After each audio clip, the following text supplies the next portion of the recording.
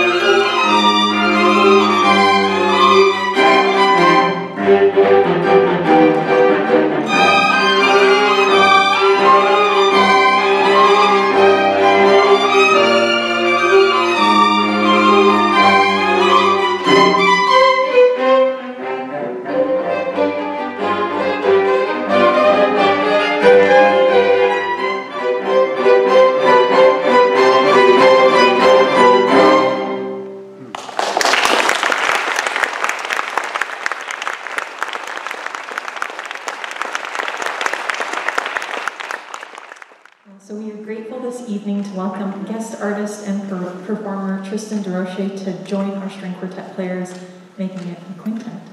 For this next set of music, Tristen is a Métis fiddler, photographer, writer, and social justice activist from Buffalo Narrows, Saskatchewan.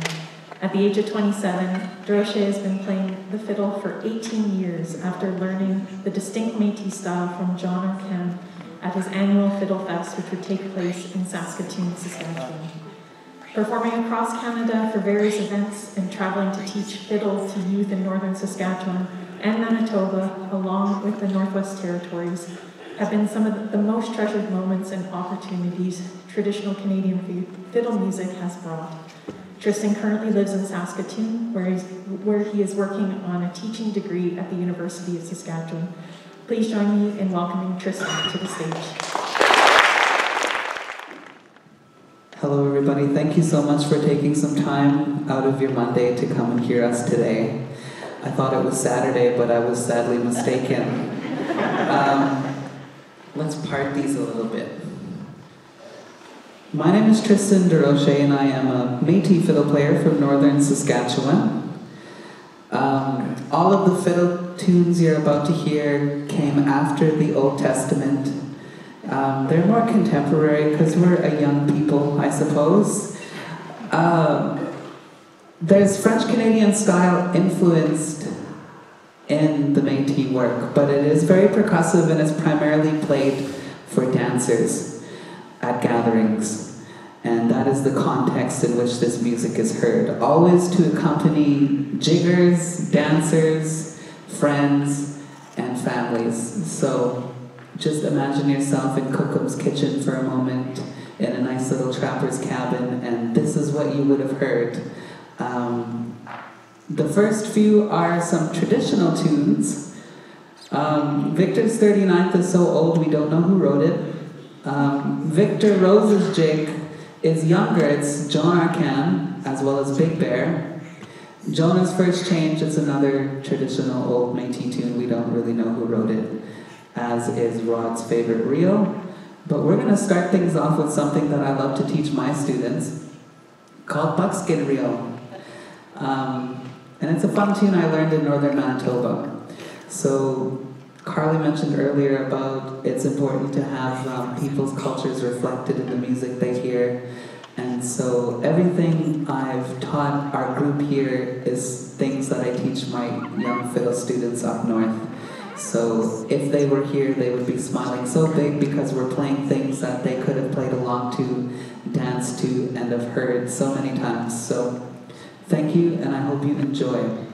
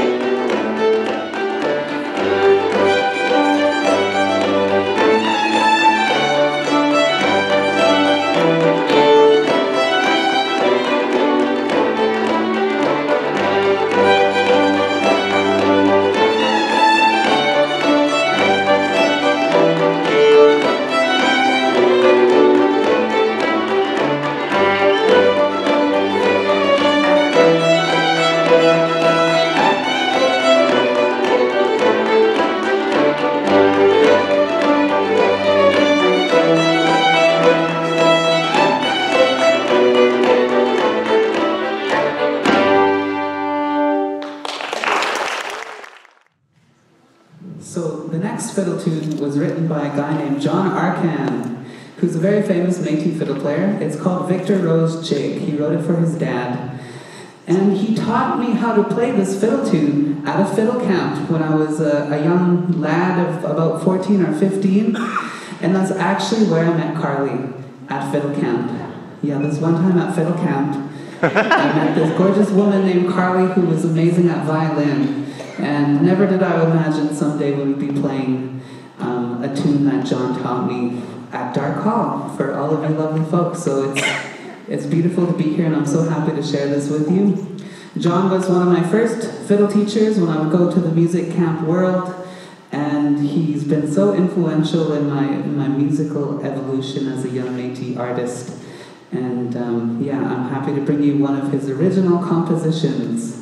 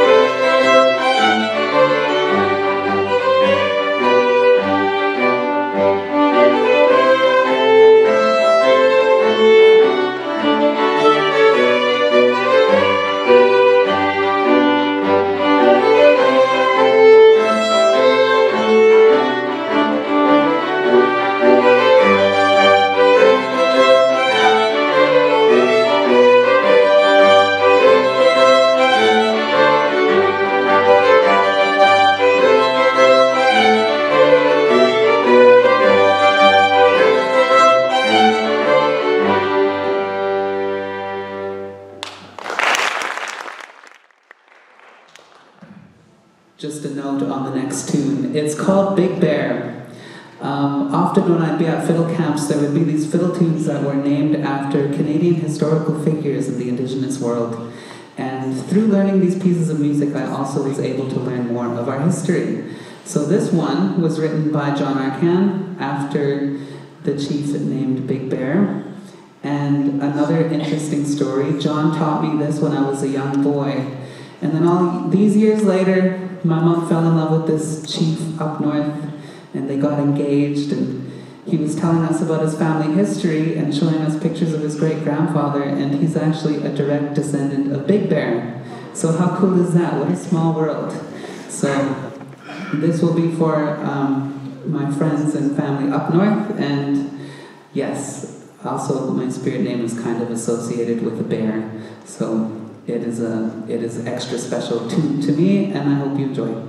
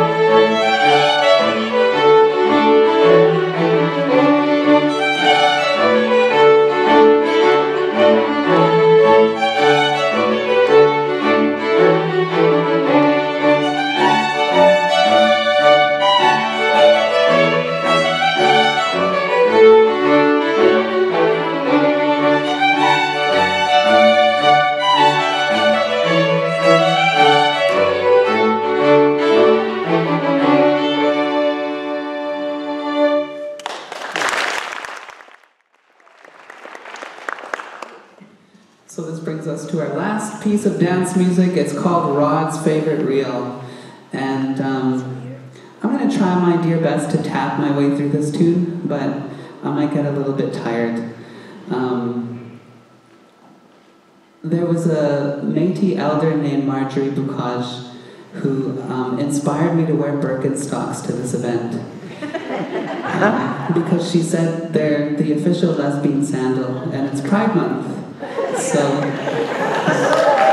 I'm wearing Birkenstocks. And I mentioned Marjorie Boucage because she's actually an artist that nominated me for a Saskatchewan Artist Award this year with the Sask Arts, right? Yeah, so that's what got me to be one of the recipients along with Karley. So another nod to Marjorie, and if she was here, I know she would be jigging, but she had to pray at an event in Saskatoon today, so she wasn't able to make it. So I'll dedicate this last one to Kuko Marjorie and all of the Métis elders that help to keep our culture alive and our young people inspired and motivated.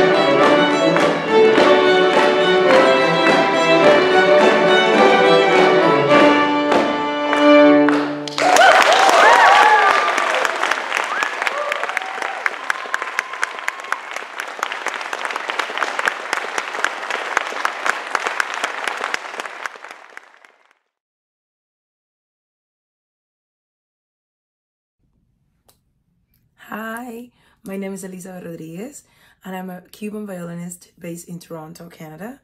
I have been playing violin since I was 8 years old, and violin classical music is my passion. But here in Canada, I found ways of mixing my culture, my heritage with the classical world, but also with my influences that I get here living in Toronto, that is such a multicultural city. I have a Juno award-winning band called Okan, and I led that with my wife, and I play all the music that comes out of my heart, because Okan means heart in our Afro-Cuban dialect. Well, the way I got involved with this project was through Instagram, and I have to be honest, and I think it's because it's magical the way that artists are communicating now via Instagram.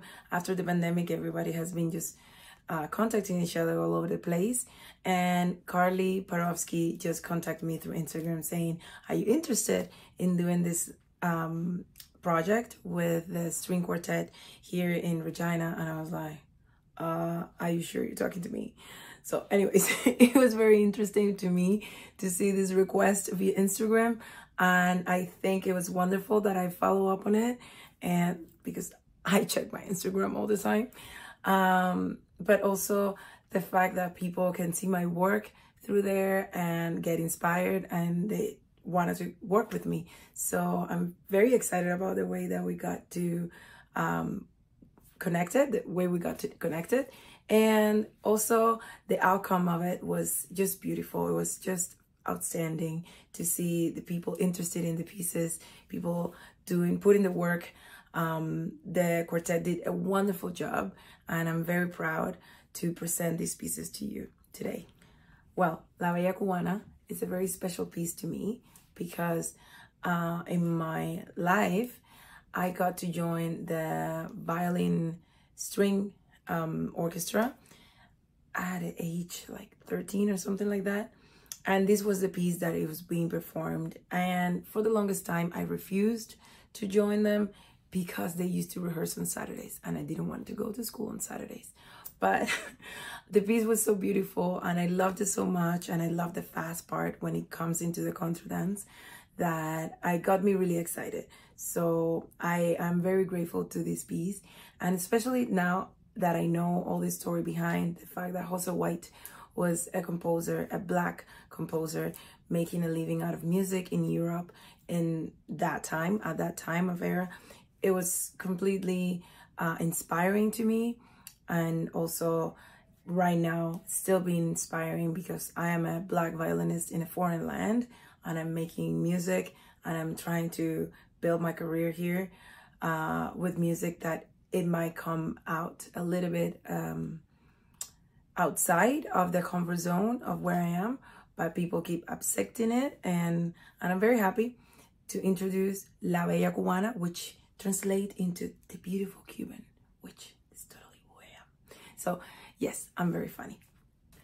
Los Tres Golpes is a piece by Ignacio Cervantes, and it is a piece written originally for piano, but I found this string quartet arrangement that I think is very interesting, and again goes back to the 18th century where contra dance and dance was something that it was extremely popular. Habanera were also popular, and that is a way of acknowledging the fact that our Cuban music, the music that was being made in Cuba, was also going into Europe. So somehow we were invading back with music, and we keep doing that. Okay, so for you, Los Tres Golpes. Siempre Sí is also another piece by Cervantes and also an adaptation from piano. And Siempre Sí means always yes, which is not healthy because you cannot always say yes to something.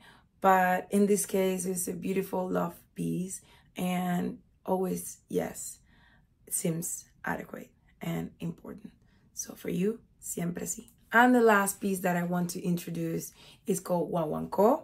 And Guaguancó is a genre that was born in the streets of Havana, and it's a genre that is very percussive, and it's always just about the drums, it's about the dancing, it's about the rhythm of the clave, which is something that not even every Cuban can play.